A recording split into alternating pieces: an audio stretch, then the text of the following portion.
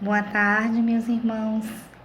Que Jesus nos abençoe e nos ilumine sempre. Vamos agora dar início ao nosso trabalho da tarde desta quarta-feira, que é a nossa palestra virtual. Hoje será ministrada por Luiz Barros, com o tema Convite ao Dever. Agora vamos à nossa leitura do livro Evangelho segundo o Espiritismo, página 97. A paciência. A dor é uma bênção que Deus envia aos seus eleitos. Não vos aflijas, pois quando sofres, mais bendiz. Ao contrário, o Deus Todo-Poderoso que vos marcou pela dor deste mundo para a glória do céu. Seja paciente. A paciência é também uma caridade e deve praticar a lei da caridade ensinada pelo Cristo, enviado de Deus. A caridade, que consiste na esmola dada aos pobres, é a mais fácil das caridades, mas há uma bem mais penosa e, consequentemente, mais meritória: perdoar aqueles que Deus colocou sobre nosso caminho para serem os instrumentos dos nossos sofrimentos e colocar a nossa paciência à prova. A vida é difícil, eu sei. Ela se compõe de mildadas, que são picadas de alfinetes que acabam por ferir. Mas é preciso considerar os deveres que nos são impostos, as consolações e as compensações que temos por outro lado. E então, veremos que as bênçãos são mais numerosas do que as dores. O fardo parece menos pesado quando se olha para o alto do que quando se curva a fronte ao chão. Coragem, amigos. O Cristo é o nosso modelo. Ele sofreu mais do que qualquer de vós e não tinha nada a se censurar, enquanto que vós tem vosso passado a espiar e vos fortalecer para o futuro. Seja, pois, paciente, seja cristão. Essa palavra encerra tudo. Um Espírito Amigo, Árvore, 1862. E então, meus irmãos, vamos ter paciência. É o que Deus nos pede, paciência, para que possamos passar por essa pandemia mais fortalecidos. E agora vamos dar início à nossa oração. Vamos fechar os nossos olhos e agradecer ao Pai Celestial por essa oportunidade de estarmos passando por tudo isso. A oportunidade que temos para a nossa evolução espiritual. Que possamos absorver as coisas que nos chegam de boas e até aquelas que não são tão boas, mas que são para o nosso melhoramento, o nosso amadurecimento. Agradecer sempre é o que nos convida o nosso Pai Celestial.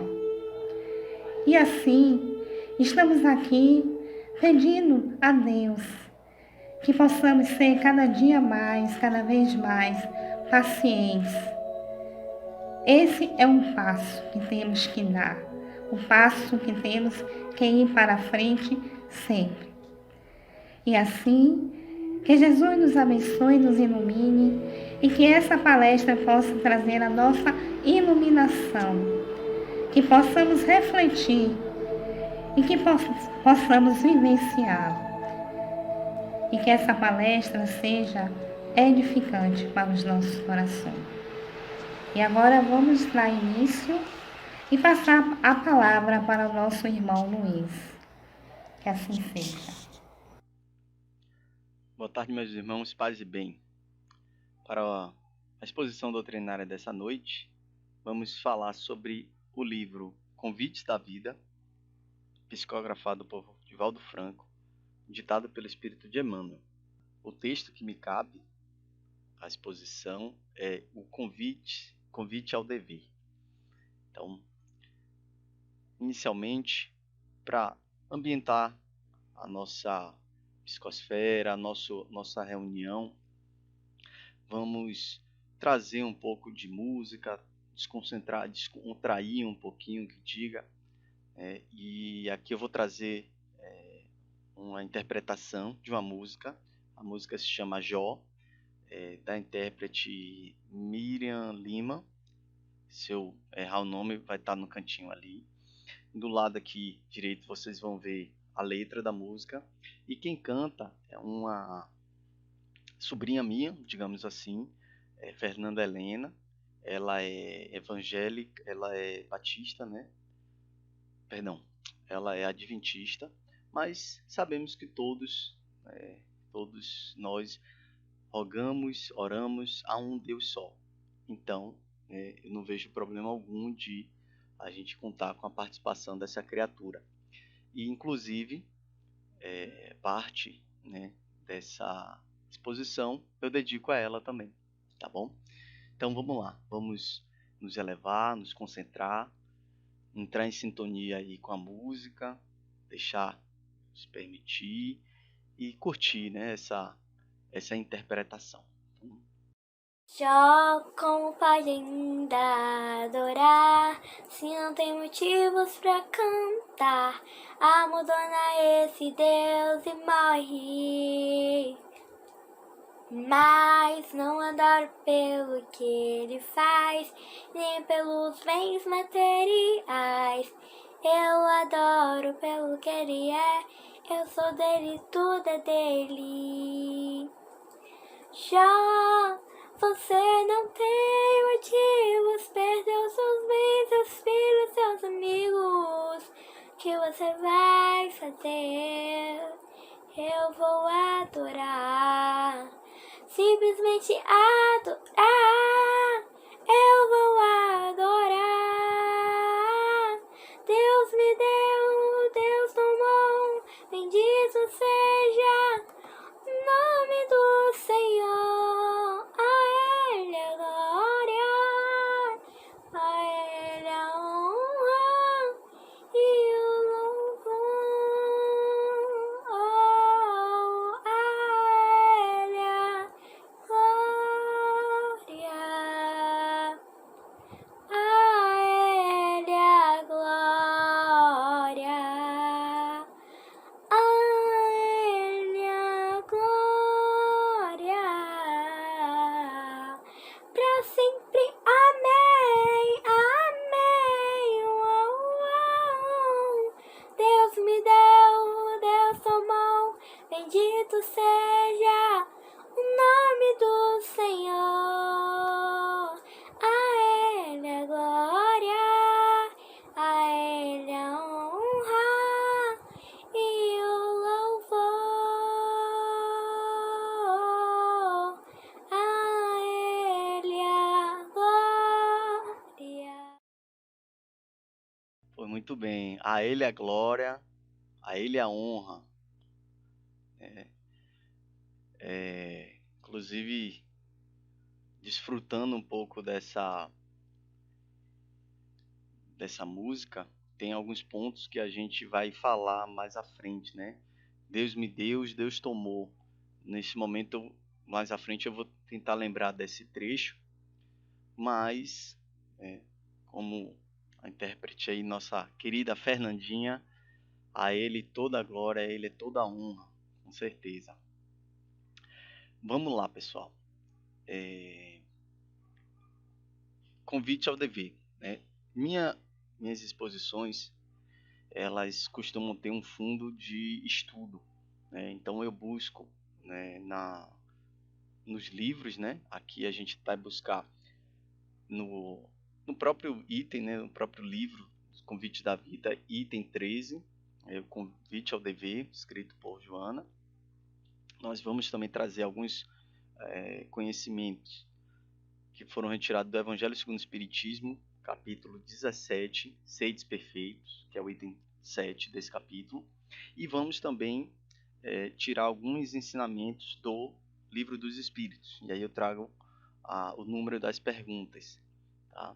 Então, sempre com essa base de estudo que serve para vocês e serve para mim, né? Inclusive agradecer a oportunidade do Canteiro, né, de me convidar para expor, né, algum expor, né, sobre esse texto, e com isso eu consigo estudar, me debruçar sobre os livros.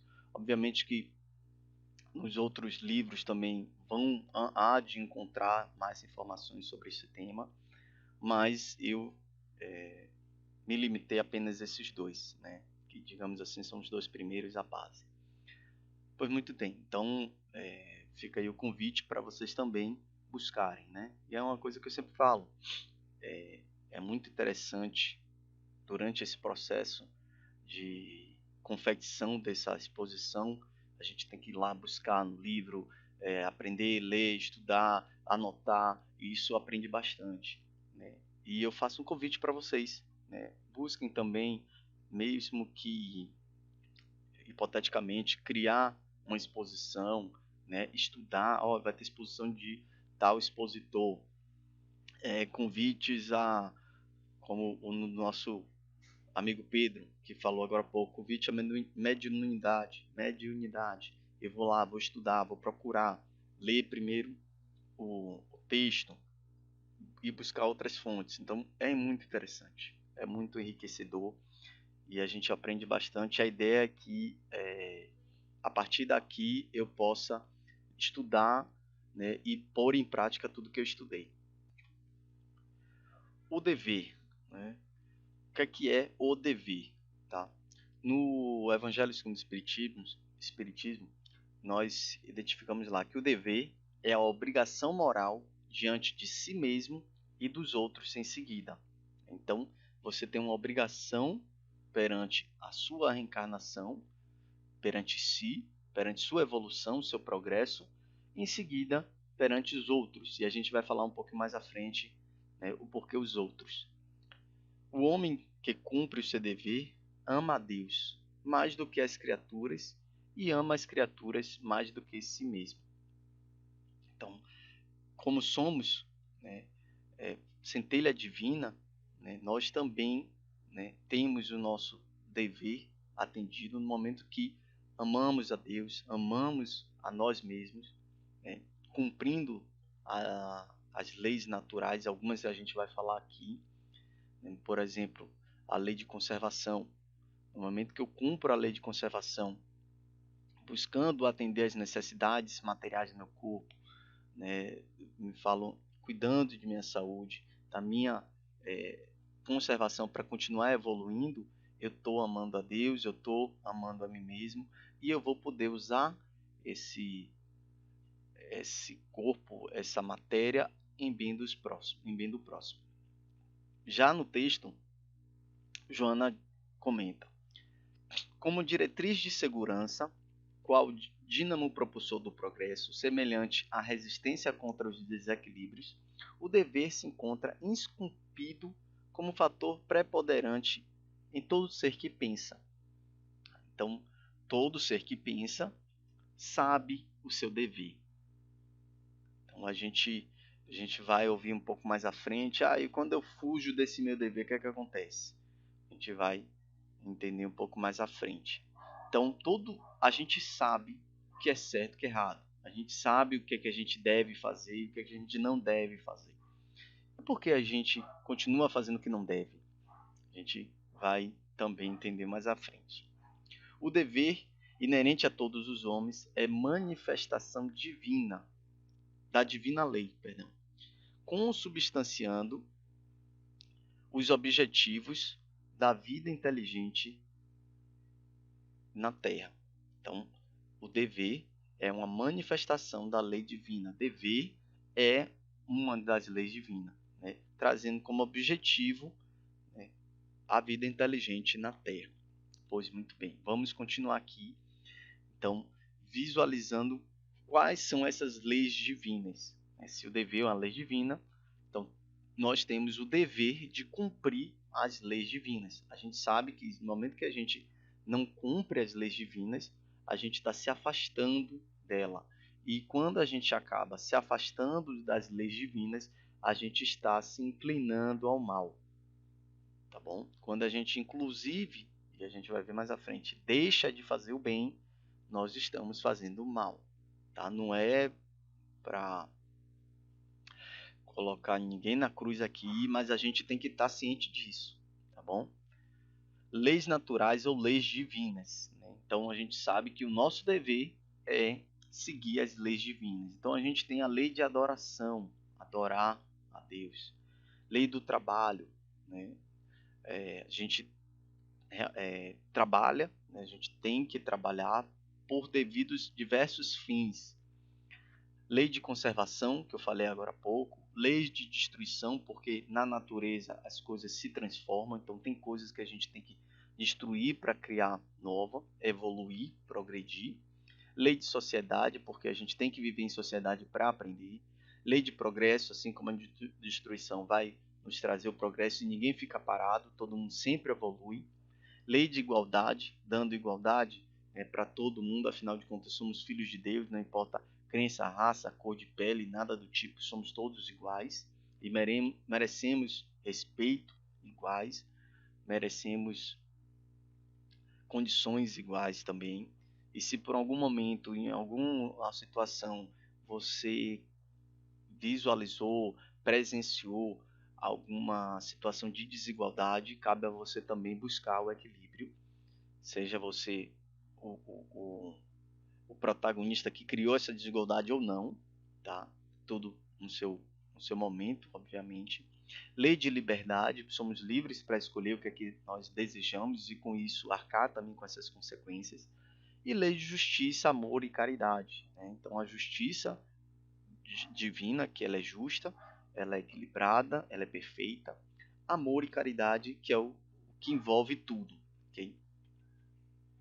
Então, nas leis naturais, a primeira coisa que a gente tem que pensar, refletir é onde está escrito a lei de Deus. É a pergunta 621 e os espíritos respondem na consciência. A gente falou lá no início que o dever a gente já sabe, porque está inerente ao ser que pensa. Logo, se a gente pensa, a gente sabe quais são os nossos deveres. A gente sabe que está certo, que está errado.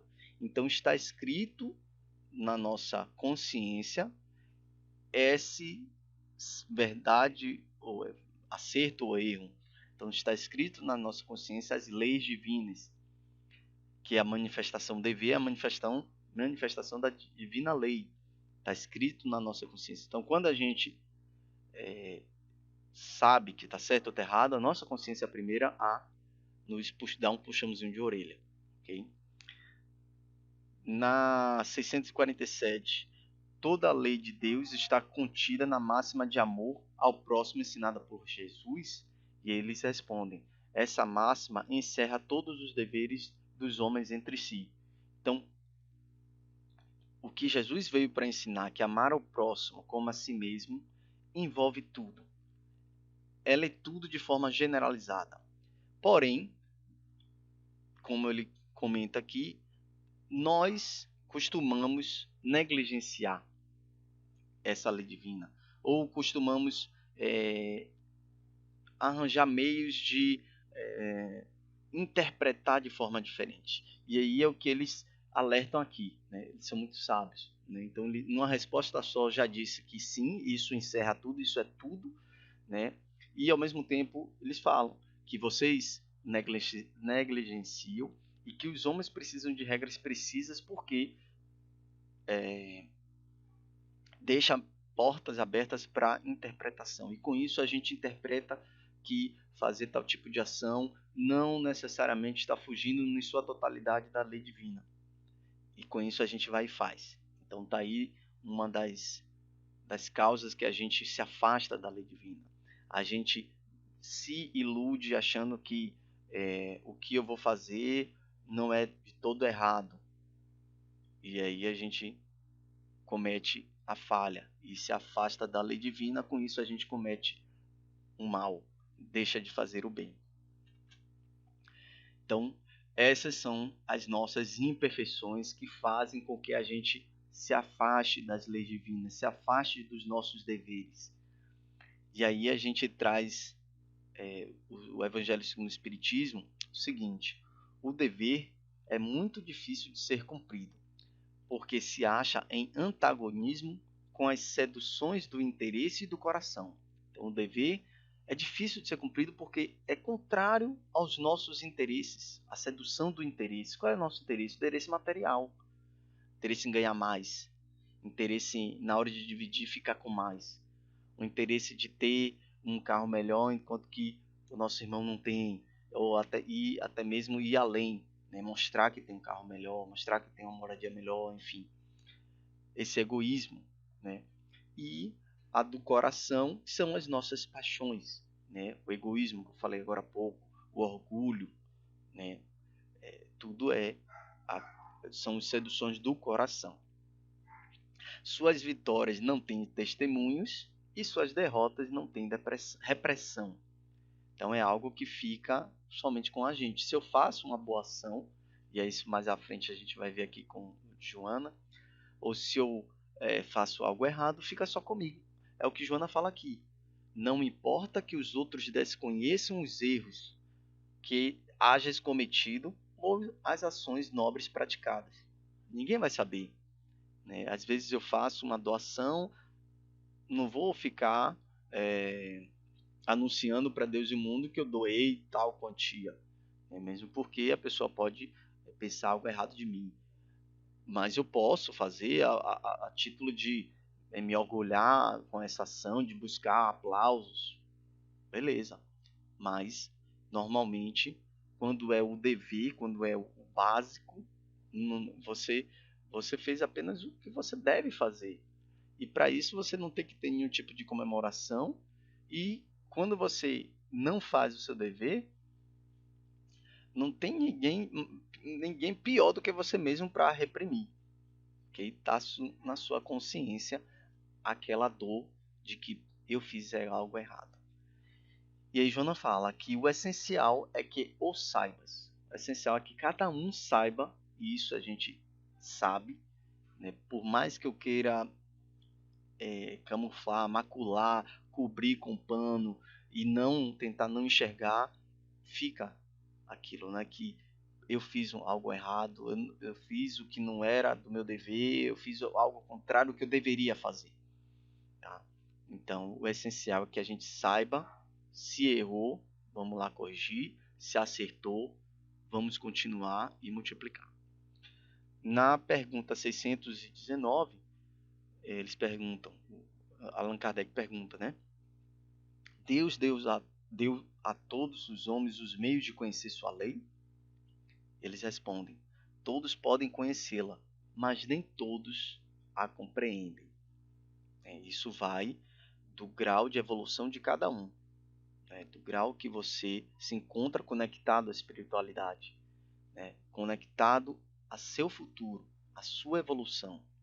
Será o momento de você levar a sério a sua encarnação ou você ainda vai ficar ligado no mundo material, nas paixões do coração, como a gente falou, orgulho, egoísmo, nessas coisas pequenas que você não leva. Tá? Então, vai da evolução de cada um. Tá? Então, são as nossas imperfeições. Todos nós somos imperfeitos. Estamos buscando melhorar, né, para chegar no ponto, né, de espíritos felizes, espíritos puros. Vamos chegar lá. Mas a gente tem que ir dirimindo, resolvendo os nossos problemas de existências anteriores. A alma, antes de sua união com o corpo, compreende melhor a lei de Deus do que após sua encarnação. Ela a compreende segundo o grau de perfeição que alcançou. Foi o que eu falei agora há pouco, na pergunta anterior. E conserva intuitivamente a lembrança após a sua união com o corpo. Então, a alma, enquanto espírito, ela sabe, segundo seu grau de evolutivos, conhece a lei divina. E quando encarna, a gente sabe que tem um véu do esquecimento. Mas intuitivamente ela sabe. Por quê? Porque ainda fica nas nossas consciências. E aqui que vem um ponto. Mas os maus instintos do homem fazem-na esquecer. Então, quem é o responsável pelo desvio daquela criatura que, quando chegou na idade madura, teve um comportamento, teve uma personalidade que se afasta das leis divinas, somos nós mesmos. Tanto eu, quanto pai, quanto a sociedade. Também como um segundo pai. Dizem que o mundo ensina, né? E é essa sociedade que está nos afastando, nos distrofiando, que é o que a gente vai ver logo em seguida. Mas o mais importante, que nós mesmos estamos distanciando os nossos irmãos que vêm a nós do caminho correto. Então, é algo de se observar, né? É aquela corrupçãozinha pequena que você paga para a pessoa para poder ter uma vantagemzinha, para deixar de pegar uma fila, para poder ter uma fila enorme. Eu conheço a pessoa lá na frente, eu dou meu produto, dou o dinheiro, ela paga. E aí eu vou embora para casa mais cedo. Talvez o certo seria você pegar a sua filinha, como todo mundo está pegando, chegar a sua hora, fazer seu pagamento e ir para casa. Falo talvez porque cada circunstância é uma circunstância, cada consciência é uma consciência. Então a gente tem que também respeitar a quem ainda usa desses métodos, né, para poder usar como benefício próprio. Mas enfim, né, a gente tem que ter essa responsabilidade, e a gente vai falar mais à frente também disso. Na 627, a gente tem aqui que é preciso bem explicar e desenvolver essas leis, visto que é tão pouca gente que as compreende e ainda menos as que segue, as que pratica, perdão. Então, as leis divinas a gente tem que cada vez mais desenvolver, se aprimorar, tomar conhecimento, para que cada vez mais a gente compreenda e ainda mais seguir. É triste a gente ouvir que poucas pessoas compreendem e ainda menos praticam. Mas, de acordo com o nosso grau de evolutivo, a gente consegue entender. Então, o ensinamento do Espírito deve ser claro e inequívoco para fugir da questão das interpretações, a fim de que ninguém possa pretextar a ignorância, dizer que é ignorante, eu não conhecia aquela lei, e cada um possa julgá-lo e apreciá-lo com a sua razão. Porque, como a gente viu, as leis estão na consciência. Não adianta você dizer que não conhecia porque sua consciência diz que você fez errado. Nada mais do que sua consciência para ser o maior, né, juiz dessa parada. Joana diz que o dever desnaturalizar, né, desnaturá-lo, falando sobre o dever, né, desnaturá-lo ao suborno da ilusão, corrompê-lo diante das imperfeições constringentes, desconsiderá-lo ao império da desorganização ou da confusão, é descer psiquicamente aos subníveis da humanização. Então, foi aquilo que eu comentei um pouco antes. A gente, numa ilusão, dizer que eu cumpri parcialmente o meu dever. Você está se iludindo. Ou então, o dever é aquilo que é imposto e não tem para onde fugir. E ainda assim você corromper. Ou então você, visto dentro toda dessa bagunça, dessa confusão que é o nosso mundo hoje, você deixar misturado ali nessa bagunça e desconsiderar ele, isso vai lhe prover uma descida psíquica a níveis subhumanos, né? A níveis quase, né, sem irracional. É irracional fazer isso. Você sabe o seu dever, é irracional você buscar não cumprir, buscar alguma forma de não cumprir. Porque a gente sabe que isso vai ser cobrado. seja na doutrina espírita, seja na Umbanda, seja na Adventista, seja qual for, a gente sabe, a consciência pesa. Renunciam, abandonam homens. Aqui, pessoal, eu trago as palavras em itálico porque Joana tem uma colocação, né, bem peculiar, rica, e aí eu precisei, para a gente entender melhor, inclusive eu entender melhor, precisei trocar algumas palavrinhas para a gente poder entender melhor. Então, abandonam ou renunciam os homens, diversos homens, que lhe faltam a coragem. Falta coragem de encarar o dever. Estimulados pela preponderância da perturbação que se espalha generalizada. Então, a gente vive em um verdadeiro pandemônio, numa verdadeira perturbação, atacados por todos os lados, por irmãos que estão desorientados também no lado espiritual. Então a gente acaba faltando coragem para realmente seguir o dever. E às vezes uma essas coragens vem por conta talvez também dessa perturbação desse irmão, ou perturbação mental que a gente se encontra. Não é só botar a culpa neles, a gente também tem que olhar para dentro. Muita coisa que acontece com a gente é culpa nossa, é responsabilidade nossa. Tá? Que às vezes ou é dessa encarnação ou das encarnações anteriores. Então, a gente tem que ter coragem para cumprir, seguir o dever corretamente. Desanimam os menos temperados na forja da fé, porque fatores negativos de distrofia social se sobrepõem aos legítimos esforços da abnegação. E aqui que eu trago essa questão da distrofia social. Foi aquilo que eu falei, os homens é que estão levando os homens ao mau caminho, que a gente viu no slide anterior. E isso se sobrepõe aos divinos esforços, os legítimos esforços da abnegação. E aí eu trago aqui esse gráfico aqui na direita para mostrar ali, ó. A gente tem o 100%, gráficozinho 100%, aqui embaixo 0%, lá em cima mais de 100%. Se a gente está fazendo 100%, a gente está ok. Fazer mais do que 100%, está ok ainda. Pode-se dizer até que está melhor do que 100%. Agora, se a gente baixou de 100%, a gente está péssimo. Tá? Claro que tem uma escala. Quanto mais próximo do zero, mais péssimo ainda está. Então, a gente tem que realmente se esforçar para, como Joana falou, ser desperfeitos. Eu sei que não é desse mundo, eu sei que não é fácil, mas temos que buscar o 100%. Se a gente não chegou lá, a gente está ainda em uma situação difícil. E a gente tem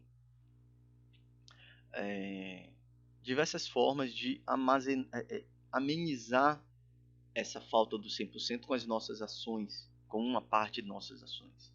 A gente tem tantas oportunidades para poder fazer o bem. O canteiro traz tantas oportunidades para a gente.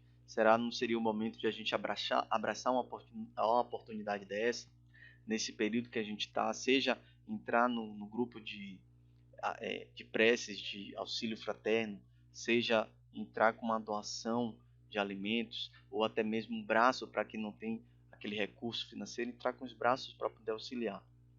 E aí a gente vai começar a equilibrar esse gráfico. O que eu às vezes peco com uma coisa, eu vou lá e passo de 100% na outra, que no final do somatório ele fica ali equilibrado.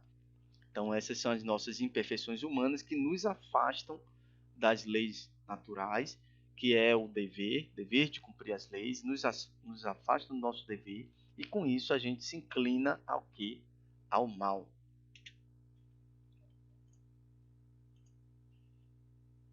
Passei demais aqui, não. E aí a gente vai cair nessa dualidade bem e mal. Porque no momento que a gente se afasta das leis divinas, a gente se aproxima, digamos assim, do mal. Então aqui pode até fugir um pouquinho do termo do nosso tema, o dever, mas tudo se interliga, tá? E até o momento aqui, mais para frente, se eu por acaso coloquei uma palavra que não fez sentido para você, né, que pode ficar à vontade para alterar essa palavra para que faça sentido. Então, o importante aqui é a gente construir e não destruir algo, construir um pensamento, né, em volta do Evangelho de Jesus, a gente aprender com isso e não ir de encontro ou destruir algo, ok? 631 do Livro dos Espíritos. O homem por si só, temos meios para distinguir o que é bem e o que é mal? E os Espíritos respondem sim. Quando ele crê em Deus e o que saber, Deus deu-lhe a inteligência para discernir um ao outro. Então a gente sabe que não só crer em Deus, né, mas a gente sabe que o ateu também ele sabe, ele tem na sua consciência, né, o que é certo e o que é errado. E a gente já ouviu falar, não sei se ainda é, mas no momento que o ateu passa por alguma dificuldade, ele já pede em nome de Deus para intervir. Então, isso a gente está dentro, né? A gente não precisa a gente ficar falando isso. 632. O homem está sujeito a erros e crê que faz o bem quando na realidade faz o mal. Então, um homem que crê que faz o bem, às vezes, na realidade, ele faz o mal. O que é que acontece? Jesus vos disse: vede o que quereríeis que se fizesse ou não, se fizesse é para vós. Tudo está nisso. Não vos enganareis. Então, essa máxima, de amai o próximo como a si mesmo, se encaixa em tudo. Então, se por um acaso eu estou achando que estou fazendo bem, enquanto na verdade estou fazendo mal, quando eu me perguntar, será que eu gostaria de receber o que eu estou dando? A resposta já vai dizer tudo. Se minha resposta vai ser não, eu gostaria que fosse algo diferente, ou seja, eu estou fazendo algo errado. E se minha resposta é sim, eu gostaria de receber exatamente o que eu estou dando, então você está no caminho certo. Então, quem sabe fica o convite para toda dúvida que a gente tiver, a gente se colocar nessa posição. Será que se eu recebesse isso que eu estou dando, será que eu aceitaria? E aí vem a resposta, e aí você vai poder corrigir o seu trajeto para um caminho mais acertado. A regra do bem e o mal. Então, falando sobre a regra do bem e mal, encontra ele na lei da natural, a regra dessa conduta em um guia seguro. Então, ele pergunta se o homem consegue enxergar essa regra e um guia para saber, opa, quando é que eu passei, quando é que eu errei. E aí os espíritos comentam, fazem uma analogia. Quando comes muito, isso vos faz mal. Isso eu até escrevi errado, vos faz mal, vos faz mal. Então, quando a gente acaba comendo muito, a gente já sente logo um desconforto. Ou seja, nós excedemos na medida. A mesma coisa acontece com nossas ações. Quando a gente faz algo excessivo a mais ou a menos, a gente vai sentir um retorno da natureza. Seja através desse irmão, seja através da natureza em si, que vai nos mostrar. E aí o que é que a gente faz? A gente se vitimiza. A gente vai falar, pô, o que está acontecendo comigo? Não é para acontecer. Eu sou filho de Deus, eu mereço tudo de bom. Beleza, merece, mas você está dando tudo de bom? Para a natureza te retornar tudo de bom? Para os nossos irmãos, a natureza, através de nossos irmãos, nossos familiares, nos retornar tudo de bom? Então, fica aí a pergunta, né? E aí a gente tem uma vozinha, como ele mostra aqui, interna, que nos diz basta. Então vou ler aqui. Se o homem escutasse em todas as coisas, essa voz que diz basta, evitaria a maior parte dos males dos quais acusa a natureza. Olha o que eu falei do vitimismo. Eu vou acusar a natureza de que meu sonho não está sendo realizado, que eu não estou conseguindo progredir, que eu não estou tendo sucesso, que eu não estou tendo paz. se o defeito está comigo, se a ação negativa está comigo. E aí eu vou, me vitimizo e vou jogar a culpa nos outros, sendo que a responsabilidade é minha, a culpa é minha, eu só não estou querendo enxergar. É mais fácil empurrar para o próximo. Ok? Vamos para o próximo. Na pergunta 628, falando sobre o tempo, né? Quando é o momento da criatura reconhecer que está fazendo mal, né? E aí os espíritos respondem: cada coisa em seu tempo. A gente tem que respeitar o tempo do outro, né? A verdade é como a luz. É preciso nos habituar com ela pouco a pouco, de forma que ela nos deslumbra. Então, a coisa não é de uma hora para outra. Às vezes a gente quer tudo de uma hora para outra, mas não é no nosso tempo, é no tempo de Deus. Que nos resta fazer é apenas fazer o nosso melhor nesse tempo. E a recompensa virá, seja ainda nessa vida encarnada, seja na vida espiritual. A gente também, infelizmente, tem que aguardar esse retorno em um outro momento, em uma outra encarnação, quem sabe. Então, infelizmente, a gente realmente tem que nos disciplinar, né, para reconhecer o tempo de Deus e não o nosso tempo. A nota 637 é muito interessante. As circunstâncias dão ao bem e ao mal uma gravidade relativa. Então, a gravidade do bem e do mal, ela é relativa. Por quê?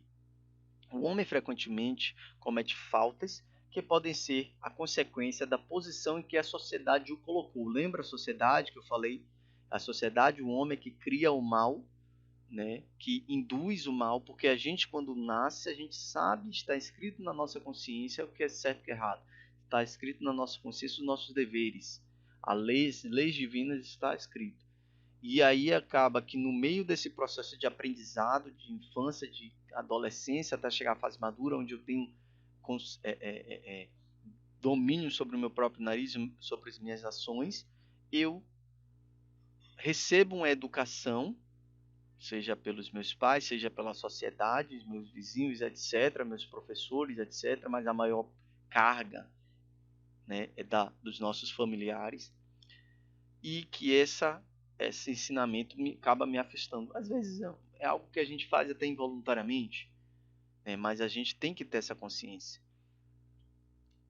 E não é todos, às vezes é uma, duas pessoas, enfim.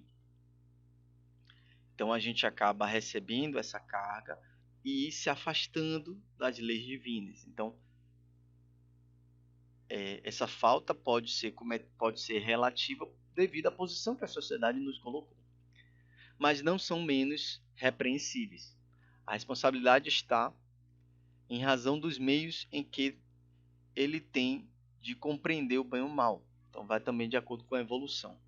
É assim que o homem mais esclarecido, que comete uma simples injustiça, é mais culpável aos olhos de Deus do que o selvagem ignorante que se abandona, que se entrega aos seus instintos. Essa pergunta foi sobre o fato de homens, né, estarem comendo carne humana, né, num tempo num tempo atrás.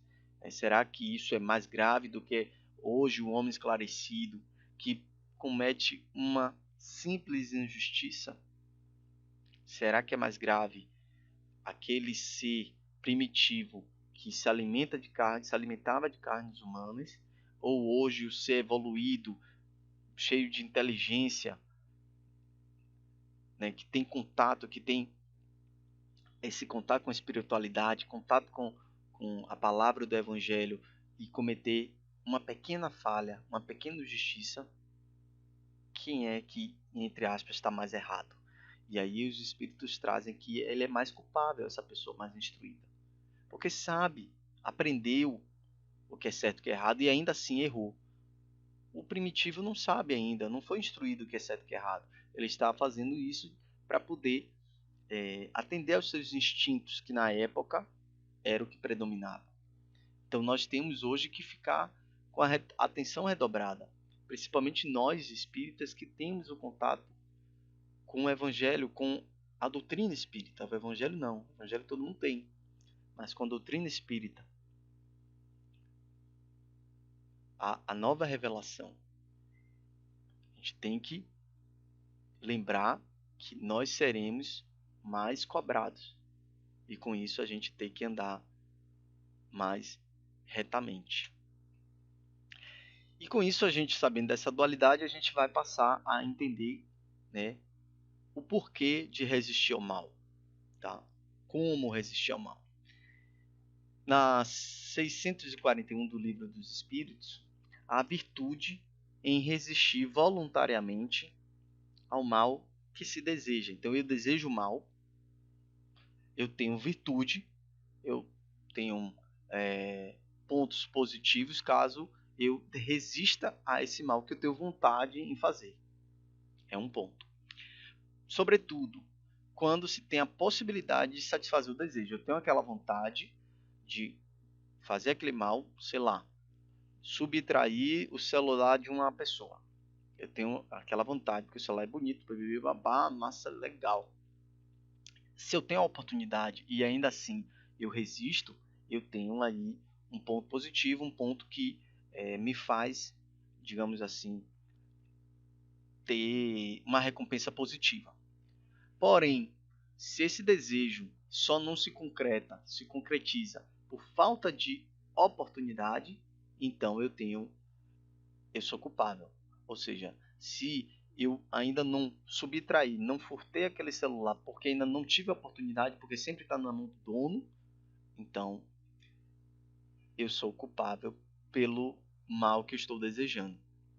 Com certeza eu vou estar rodeado de irmãos também com essa carga, né, de energia e me influenciando cada vez mais. É interessante que quanto mais eu ter esse tipo de pensamento, esse tipo de energia, mais eu vou agregando, trazendo pensamentos dessa forma e mais eu vou entrando em um poço sem saída, em um buraco fundo. E sair de lá de baixo cada vez fica mais difícil.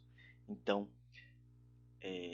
no momento que vocês, a gente, eu me incluo nessa, ter algum pensamento, né, que não é positivo, busca fazer o bem, né, busca fazer uma ligação para alguém que está precisando, busca fazer uma doação, busca perguntar se alguém está precisando de ajuda, busca ajudar alguém, que isso daí já some, entre aspas, e você consegue resistir, né, a esse desejo mal. Na pergunta 642, bastará não fazer o mal para ser agradável a Deus e assegurar sua posição futura? Eles respondem, não. É preciso fazer o bem no limite de suas forças. E aí que a gente entra naquele 100%. Porque todo mal que resulte do bem,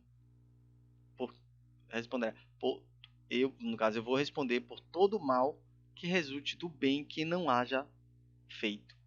Então, eu vou responder por todo o mal que eu não fiz, que eu deixei de fazer o bem e gerou um mal para alguém, eu vou responder. Eu tive a oportunidade. Se eu não fiz e a situação teve uma situação negativa, eu vou ser corresponsável por isso. Eu não posso não ser o responsável, porque a pessoa que fez a ação vai ser o responsável, mas eu vou ser o corresponsável. E isso também a gente tem que lembrar de atender. Eu não vou aqui dizer para todo mundo, ó, se coloque na frente de um tiro, de uma bala, de um facão. Não, tá? Porque aí a gente tem a lei de conservação que também tem que ser atendida. Se uma situação coloca a sua existência em prova, você também tem que avaliar a lei de conservação, tá? Se depois de avaliar você ainda assim falar, não, beleza, eu tenho que me colocar à disposição, eu tenho que me colocar à frente, ok. Se você avaliar que não, aí é sua consciência, então é não, e vai ter suas razões para isso, tá bom? Lembrando que não é não por uma questão de egoísmo, tá? Por exemplo, falando aí, me lembrou de outras existências de Joana, né? Ela já, por diversas vezes, em outras existências, se colocou, né? Agora eu não vou lembrar exatamente qual, mas se colocou à frente, né, dessas situações e teve sua vida encerrada, terminada, sua vida material naquele momento. Então ela avaliou e viu que a causa é maior e se colocou realmente à disposição, né, para que ocorra o que ocorresse, né? Então, muito corajoso essas situações, tá? Em busca de algo maior. Então é isso aí, fazer o bem no limite de suas forças. Aí fica o convite de a gente tá com essa palavrazinha, essa frasezinha na nossa mente sempre e em toda oportunidade a gente lembrar disso, né? Que com certeza se a gente seguir isso a gente vai buscar, como o texto coloca aqui, vai assegurar uma posição futura. Tá bom? Então cabe somente a nós. Joana disse: mesmo que a aparência esteja no lado errado, não te aflijas. Mesmo que você aparente estar do lado do mal, não te aflijas. Consciência é a presença que ninguém conseguirá despojar-se, né? Se você está sendo, né, acusado de que está fazendo mal e você sabe que não te aflija, não entre em pânico, continue fazendo, porque a sua consciência vai estar livre. E aí a gente começa, né, a receber insights para como resistir ao mal. Como eu falei agora há pouco, teve um pensamento negativo, busca ajudar alguém, muda o pensamento, entre em oração, liga para alguém que está precisando, né? Se abre às vezes com uma pessoa que você confia, abre, pô, eu estou pensando isso, eu não estou gostando desse tipo de pensamento, o que é que eu posso fazer, né? Se abre, às vezes você se abrindo, você coloca para fora e você mostra, né, que não está satisfeito. Então a gente tem aí vários insights de como resistir ao mal. Não importa que os outros desconheçam os erros que haja cometido ou as ações nobres. O essencial é que eu o saibas. Então foi o que a gente viu mais atrás. Erros e acertos, o importante é que você saiba. Você esteja consciente. E eu acertei, eu estou consciente. Ótimo, tenho que continuar. Eu errei, estou consciente. Eu tenho que consertar, já começar a me desculpar, se for o caso, ou buscar não errar na próxima oportunidade. Isso aí me fez lembrar Santo Agostinho, né, que toda noite, antes de dormir, ele avaliava todo o seu dia, como é que foi, os erros e acertos, e no próximo dia, no dia seguinte, ele buscava não cometer o mesmo erro. E com isso conseguiu uma evolução magnífica. O engano passa, mas o dever retamente exercido fica. Então, por mais que você erre, se você vai e faz a coisa certa, constrói, cria obras edificantes, cria obras eternas, né, obras que realmente permanecem, você, né, fica. Isso fica. O que os deslizes, isso passa. Logo, logo, né, recompensa, ela volta. E aí a gente vem agora comentar da divindade do dever, né? É divino, né, o dever, como a gente viu, é a manifestação da lei divina. Então o dever é divino, né? Temos que nos atentar ao dever e cumprir o nosso dever. Na 679, os espíritos respondem: se o homem a quem Deus distribuiu os bens suficientes para assegurar sua existência não está forçado a se sustentar com o suor de sua fonte, aqui é no caso de alguém com muita riqueza, não precisa trabalhar, né? Ele continua com a obrigação de ser útil aos seus semelhantes. Então lembra que a gente tem que primeiro fazer o dever para si mesmo e para os outros. Então, caso eu tenha bens suficientes para me sustentar, eu ainda continuo com a obrigação de ajudar, de ser útil aos meus semelhantes. É tanto maior a obrigação para ele quanto o seu adiantamento, que ele dá mais oportunidades para fazer o bem. Então, por isso, aquela questão de ser útil ao próximo. E antes ele traz se tornar útil segundo suas possibilidades, de aperfeiçoar sua inteligência ou a dos outros. Então a gente vê que a gente não está sozinho nesse mundo. Se por um acaso eu vim abastecido com recursos materiais, né, eu ainda continuo com a obrigação de ser útil, de amar o próximo. É aquela máxima que a gente viu lá atrás, né, que compreende tudo, amar o próximo. Então, se eu estou vendo que um irmão está necessitado, com questão financeira ou oportunidade, eu tenho que atuar, eu tenho que chegar ali no momento e fazer a minha parte. E Joana traz no texto: descontrai-te, portanto, e atende aos teus deveres morais, atuante na comunidade em que vives com a alegria do semeador, que antevê na semente submissa a glória do campo, coroado de novos e abundantes grãos. Então,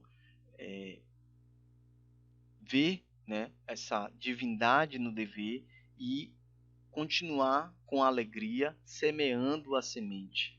E essa semente vai continuar trazendo novos e abundantes grãos. Vai se tornar, vai ser essa semente vai se tornar uma árvore abundante, vai gerar novos frutos, que vai gerar novas sementes. Então, é realmente algo divino, é algo perfeito em sua concepção. O Evangelho segundo o Espiritismo traz que o dever é o mais belo laurel da razão. O homem deve amar o dever porque não porque o preserve dos males da vida, mas porque dá à lama o vigor necessário ao seu desenvolvimento. Então, dever é o que vai nos evoluir, o que vai nos progredir, né? É essa lei divina que está na consciência que a gente seguindo pela razão, que não é às vezes a nossa paixão, o nosso desejo, e sim pela razão, é o que vai nos fazer progredir. O dever cresce e irradia sobre mais elevada forma em cada uma das etapas superiores da humanidade. A obrigação moral não cessa jamais da criatura para com Deus, e ela deve refletir as virtudes do Eterno, que não aceita um esboço imperfeito, porque quer que a beleza da sua obra resplandeça diante dele. Então, nós somos centelhas divinas, nós somos perfeitos, eu digo, fomos criados simples e ignorantes, né? Estamos em busca da perfeição. Se por algum motivo a gente nesse processo nós fomos para o caminho errado, a gente está buscando corrigir, mas como o próprio Jesus falou, nós sois deuses, né? Então nós somos centelha de Deus. Então nós temos toda a capacidade. Se por um acaso a gente esboça fazer uma ação imperfeita, Deus não, né, o universo, Deus, ele não fica em harmonia com isso. E com isso, né, porque ele busca na gente que a gente realmente faça o nosso melhor.